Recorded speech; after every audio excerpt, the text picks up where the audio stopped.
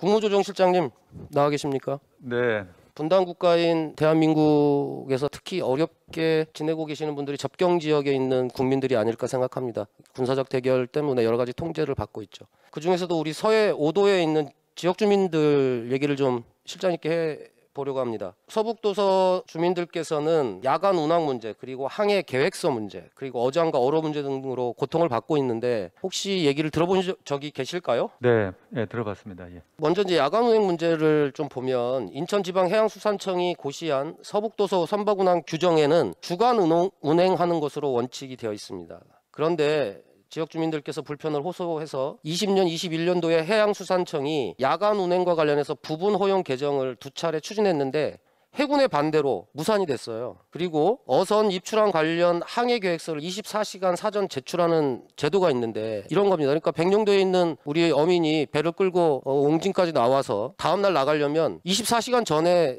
신고를 해야 됩니다. 그것도 종이 서류로. 대한민국이 스마트 강국인데 여전히 24시간 전에 서류 신고를 해야지만이 다음날 운행을 할 수 있는 겁니다. 그러니까 이분들은 서해 5도에서 인천으로 왔다가 다음날 나가질 못해요. 24시간 신고를 해야 되니까. 그러니까 하루는 그냥 인천에서 계셔야 되는 거죠. 그래서 이 문제와 관련해서도 제가 국방부 국감질의 때 문제제기를 해서 서북도서 선박운항 규정을 개정하기로 관계기관 회의를 열었는데 해군은 또 전향적으로 작전 수행에 제한 사항이 없다고 수용 의견을 냈는데 이번에는 해경이 반대를 했어요. 그러니까 주민 안전 문제를 이유로 드는 것 같은데 주민들 입장에서는 무조건 안 된다고 하니까 얼마나 속이 답답하시겠습니까? 해수부를 찾아가면 해군이 반대해서 안 된다고 그러고 해군에 가면 해수부 권한이라고 안 된다고 그러고 이번에는 또 해경이 안 된다고 합니다. 이 문제뿐만 아니라 어장 확대 또 직선화 문제 등 주민 요구가 수십 년간 이렇게 각 부처의 반대로 계속 묵살당하고 있기 때문에 국무조정실이 이럴 때 나서야 되는 게 아닌가 이런 생각을 해봅니다. 국무조정실장님, 관련된 부처들의 이런 문제들을 국무조정실이 조정실의 업무답게